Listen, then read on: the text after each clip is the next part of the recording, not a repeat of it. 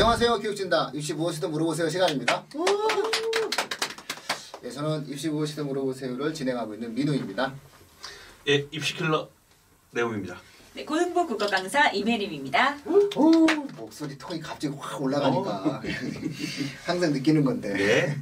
갑자기 막 저기 그 조회수가 올라가고 있어요. 또 오늘부터 이제 오늘 지금 방송부터 네. 이제 저희가 자막 넣어드립니다. 예, 자막 넣어야죠. 진작에 됐어요. 자막 들어갑니다. 네. 더 이제 또 시청률이 더 올라갈 겁니다. 네. 하다 보니까 묘해요. 처음에 팟캐스트 처음 했을 때는요. 팟캐스트 처음에 진행했을 때 기억나요? 저는 그냥 그 얼굴 안 나오니까 그쵸. 그냥 내 목소리만 나오니까 괜찮다 싶으면서 내가 하고 싶은 말 하고 싶다라고 해서 막 진행을 했는데 그것도 거의 한 10,000분 정도 들어주세요. 그러니까 구독자 수와는 무관하게 조회수는 사실 아직도 팟캐스트가 더 많아요. 그쵸. 그래서 팟캐스트는 고정 매니아 분들이 많이 들어주시고 오늘부로 보니까 유튜브도 구독자가 4,000명 넘었더라고요. 박수 한번 칠까요? 아이 그렇게 근데 좀 역전은 안 됐으면 그러면 안 되지. 오늘 우리 내용이 화내지. 팟캐스트도 좀 빨리 어쨌든 많은 분들이 들어주셔서 항상 감사한 마음 갖고 있어요. 누군가 일주일 동안 우리의 노력을 했을 때 10,000명 이상의 사람들이 저희의 목소리에 귀 기울여준다라고 하는 것만으로 좀 뿌듯하고 있습니다. 오늘 되게 자극적인 소재예요. 아 그러니까 이거 좀 요거 나오죠, 그죠? 좀 나올 것 같아요. 네. 자, 정부가 2022년부터 10년간 4,000명으로 의대 정원을 확대하겠다. 이거 뭐 현재 저희는 이제 4년제 의대가 48개 대학. 네. 지금 지금 2022학년까지 모집 정원이 2,977명으로 지금 계획되어 있습니다. 네. 여기서 이제 2022부터 약 이제 3,000명에다가 400명씩을 이제 더 네. 추가해서 뽑는 그거를 10년간 10년간 엄청나게 뭐 많이 늘어나죠. 근데 이렇게 되는 이제 또 왜 이렇게 갑자기 사실 갑자기라기보다는 이렇게 의대 정원을 늘리려고 하는 부분이 정부의 어떤 추진 배경이 분명히 있었을 텐데. 공공의료 정책에서 OECD 국가들 중에서 인구 1인당 의사의 수가 우리나라가 많지가 않아요. 아 그래. 2.3명. 네, 그래서 사실은 적은 거예요. 그러니까 의료 서비스의 질을 높이기 위해서는 의사의 수가 좀 많아야 된다. 이런 부분들도 있고요. 어떤 얘기가 있었냐면은 이제 교육 당국이 이제 이런 부분을 진행을 할 때 어떤 부분이 있냐면 아랍에미레이트에서 네. 우리나라 의대를 유치하고 싶은 거야. 서울대병원, 그러니까 우리나라 뭐 딱 보면 서울대병원, 카톨릭대 병원 이런 거 있을 거 아니야. 그러면 아랍에미레이트에서 그런 거예요. 자, 두바이에 서울대병원을 줘줘. 이런 거죠. 근데 중요한 건 두바이 서울대병원으로 갈 의사가 생각보다 그리 많지 않다는 거예요. 그러니까 연봉 셀 텐데. 어마어마하죠. 어마어마하죠. 지금 현재 중국의 칭다오에는 연세대 세브란스 병원이 개원을 위해서 지금 노력을 진행을 하고 있어요, 지금. 그러니까 이러한 식으로 사실상 의료 인프라라고 하는 것도 이제 하나의 한류의 어떤 느낌 속에서 우리나라가 앞으로 뻗어갈 수 있는 어떤 요소들도 있는 거고요. 무엇보다 그 모든 걸 떠나서 인구 1인당 OECD의 의료 체계에서의 의사 숫자가 적다. 이런 생각 속에서 의대 정원을 좀 늘리는 게 만약에 로스쿨의 변호사 숫자 늘리는 거랑 똑같은 맥락인 거죠.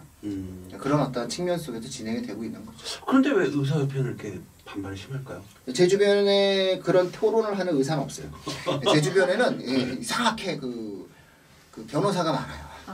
우리 혜림쌤 같은 경우에는 아는 의사 많지 않아요? 네, 지인분들 중에 의사 친구들이 좀 있고 해서 제가 혹시 어떻게 생각하냐. 저도 입시를 담당하고 있는 강사로서 또 관심이 있다 보니까 여러 물어봤는데 그런 이야기를 하더라고요. 일단은 지금 현재 수도권에서의 의료진들이 쏠림 현상이 있는 거는 분명하고 부족한 거는 지역인데 그리고 그 지역 의료를 위해서 공공의료 계열의 확대를 모집을 하고 있는 거잖아요.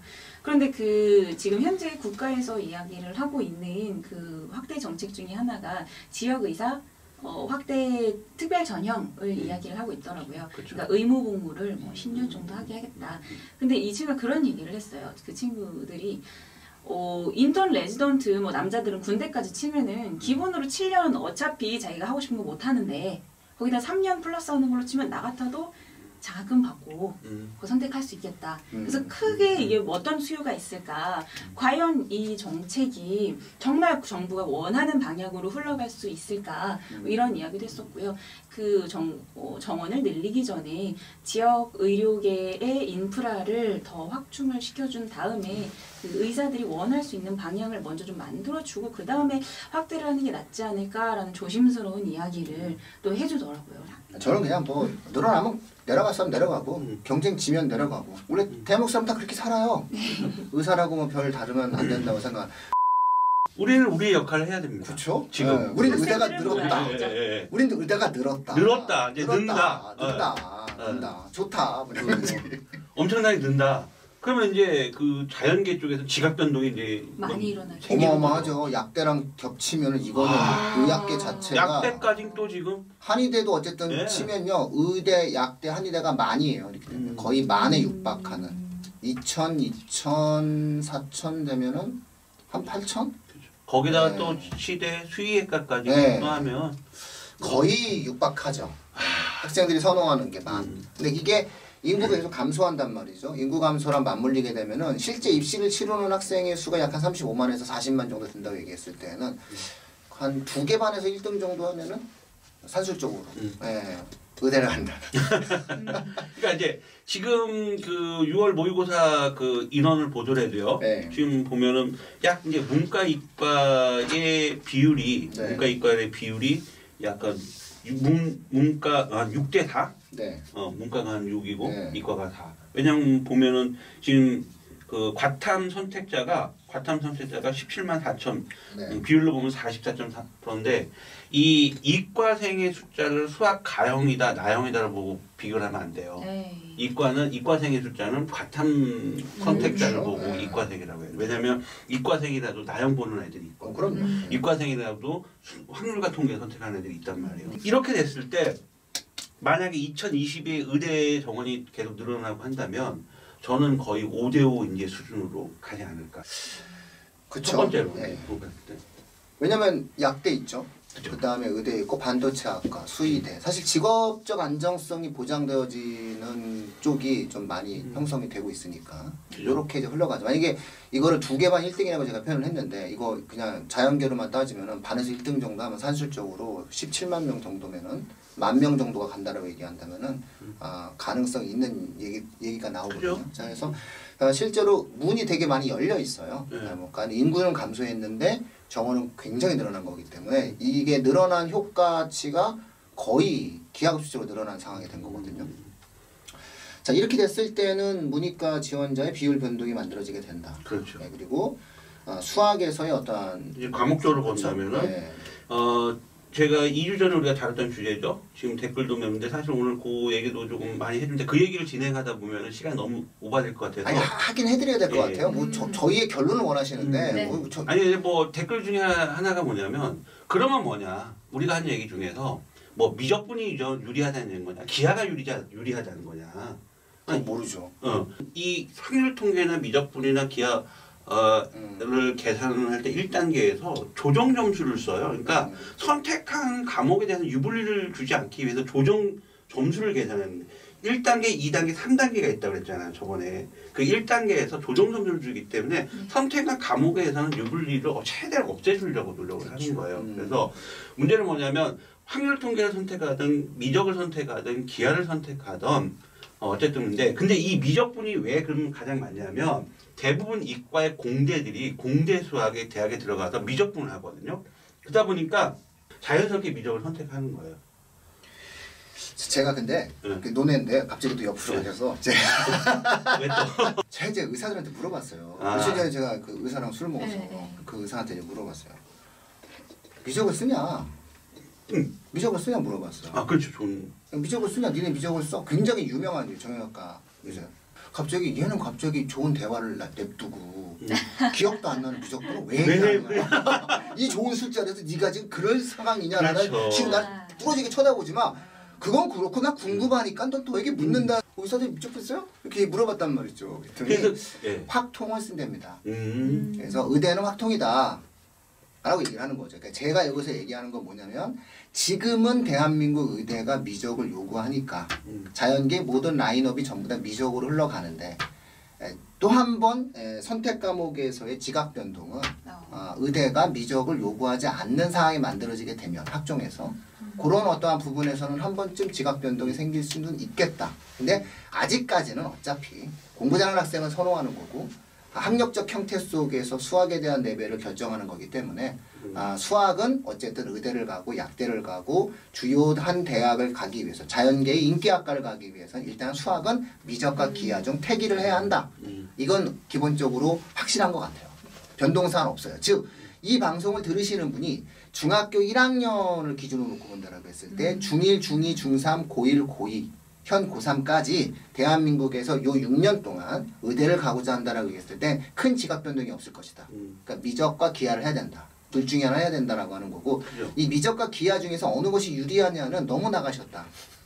그거는 그때 상황을 갖다 놓고 보면 되는 거고 대개의 경우 미적을 할 수밖에 없는 상황이 돼요. 자연스럽게 예, 인원수에 대한 문제가 만들어지게 되니까. 근데 이제 어쨌든 가장 중요한 것은 수학에서는 어쨌든 미적에 대한 부분. 그럼 미적과 기하 중 태기를 한다라고 하는 것은 자연계잖아요. 그러니까 제가 이걸 주제를 던진 건 뭐냐면 의예과 쪽은 사실 미적분하고는 크게 대학에 들어가요. 네. 관계가 없어요. 똑똑한 애 좋아한다고 해가지고. 네. 그러니까 이제 좀 고등학교 과정을 좀 뭐. 우수하게 공부하고 한 애들이 미적분을 한 애들이 우수하니까 그걸 이제 보려고 하는 부분인데 그러다 보면 이제 시간이 흘렀을 때 이 부분도 분명히 선택하는 데 있어서 변화가 있을 것이다. 왜? 이 미적분과 기하가 생기부에서 평가 방식이 달라요. 평가 방식이 같다면 크게 이제 뭐 선택이 없는데 왜냐하면 미적분은 내신이 상대평가로 나오고 기하는 진로 선택에 있어서 성취도 평가가 나와요. 그러다 보니까 이 평가 방식이 다르다 보니까 결과적으로 이 부분에 있어서도 시간을 굉장히 줄이고 정시 쪽으로 딱 그 방향을 잡아서 빠른 시간 내에 수능 성적을 더 좋게 만들려는 학생들 같은 경우는 또 그렇게도 생각을 해볼 수도 있다는 얘기입니다. 그래서 이제 요거도 나중에 결과적으로는 미적이든 기하에 대해서 분명히 선택할 수 있는 그런 비율자들이 이제 좀 변화가 생길 수 있다는 얘기입니다. 그다음에 세 번째가 뭐냐면 과탐이죠. 네. 과탐. 이거 의대를 얘기하면서 과탐 안 빼놓을 수는 없잖아요. 자, 과탐면 물리, 화학, 생명, 지구하겠습니다. 그럼 우리가 지금 학종으로 딱 본다면 그냥 99% 아닙니까? 화학 원투, 생명 원투. 그러니까 의대를 정시가 아니더라도 그냥 학종이라든지 수시 쪽으로 학종 쪽으로 가닥을 잡는다든지 그냥 화학 원투, 생명 원투. 이게 생기부에 딱 꽂혀 있어야 된다는. 네, 최소 5과목이에요. 과학은 물리원, 화학원투, 생명원투. 최악의 경우에 하나를 빼라고 얘기하면은 물리를 빼는 수밖에 없어요. 그죠? 물론 그죠? 좀 말이 안 되긴 하지만 모든 과학이 어떤 중심이 되지만 그래서 5개 과목은 과학에서는 반드시 있어야 되겠죠. 그러니까 그러다 보니까 아이들이 내신도 화생 쪽으로 중심으로 해서 보면 수능에서도 탐구, 영어, 과탐을 2개를 보잖아요. 고등학교 때도 화생을 좀 집중해서 공부를 하다 보면 수능도 결국 화생 쪽으로 아이들 선택을 할 수밖에 없는 그런 구조가 만들어지지 않겠냐. 그리고 지금 고등학교 때 들어와서 아이들이 의대를 꿈을 키우는 게 고등학교 때 키우는 아이들도 있지만 사실은 초등학교 때부터 의대의 꿈을 키우는 아이들이 있단 말이야. 그러다 보면은 의치, 한약, 그 다음에 수의학과까지 의학계열에 관련된 학과들을 생각하는 학생들은 미리 지금 화생에 깊이 있는 수업 공부를 진행할 수밖에 없다는 우리가 꼭 그렇게 시키는 건 아닌데 분위기가 그렇게 가요.